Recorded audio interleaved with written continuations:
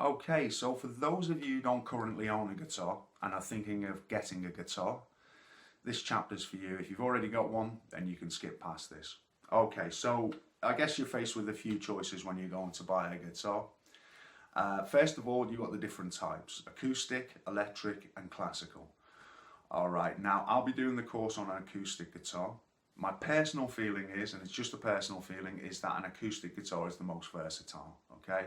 Don't need no amplifier to play it, and it works in a number of situations, okay? So unless you have a particular desire to learn the electric or the classical, then I would say go with the acoustic. Now, bear in mind, if you do learn the acoustic, okay, the transition over to electric is much easier than from electric to acoustic, okay? So there is some reasoning behind what I'm saying here, all right?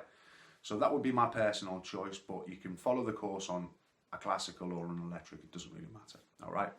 So then you're faced with, do I buy something new or used? It's really difficult to say. I would say you need to kind of know what you're looking for in that situation. People who buy used tend to have an idea of what it is that they're after, or they're just after a deal, a bargain. You know, they haven't got much money and you just want to get something because the new stuff is a bit out of your price range. Okay, so it really depends what you've got to spend and what you're looking for. It used to be that buying a used guitar, you could get a little bit more for your money and you might get something, a branded guitar, perhaps a little bit cheaper. If you're buying new, the quality of guitars nowadays is improved massively. It really has. I've been really pleasantly surprised by some of the guitars that my students have turned up with, which are very affordable and very, very reasonably priced, okay?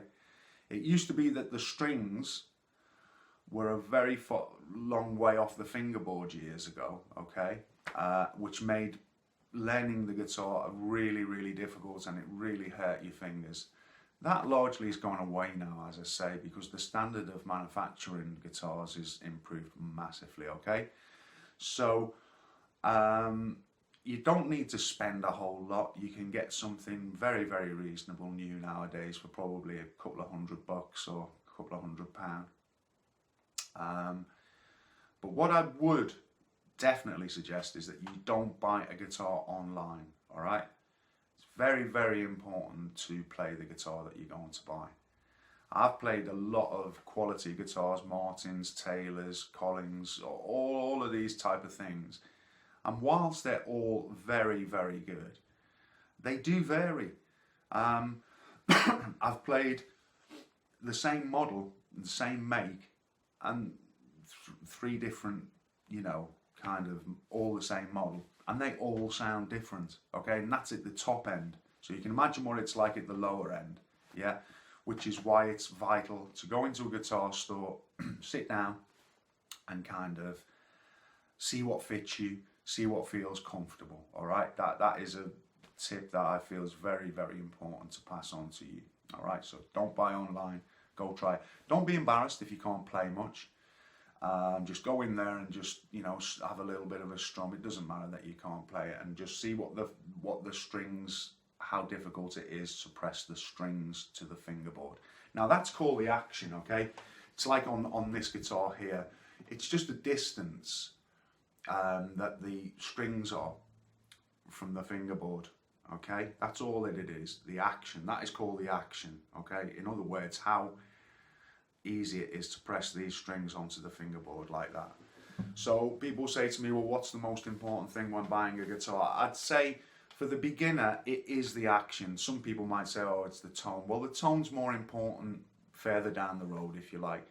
So I would say the two most important things you're looking for is the action's not too hard on your fingers, okay? And that it sounds reasonably nice to your ears, all right? Now the other thing to consider is there's lots of different body sizes. I won't go into all the kind of different types and stuff like that. But you have a typical style is a dreadnought. Then you have a parlour guitar. This is like a parlour guitar size, it's smaller. And then you have jumbo, which is big. And they all do different jobs, okay? So your bigger guitars are more for strumming, quite a full sound. parlour guitars can do a bit of both. I mean, of course, you can do everything on each different guitar, yeah, but some models just work a little bit better for different things. So, just to recap there, action is important, tone is important, and how it fits you, yeah, how it feels when you're sat down and you're playing. So go into your guitar store and just, best you can, just strum along and see what feels right, feels comfortable, that the strings aren't too difficult to press on the fingerboard. Okay, so I hope that helps you in some small way. At least, you know, when you're going in, you'll have a few things to kind of look out for. And I might add that whilst you're there,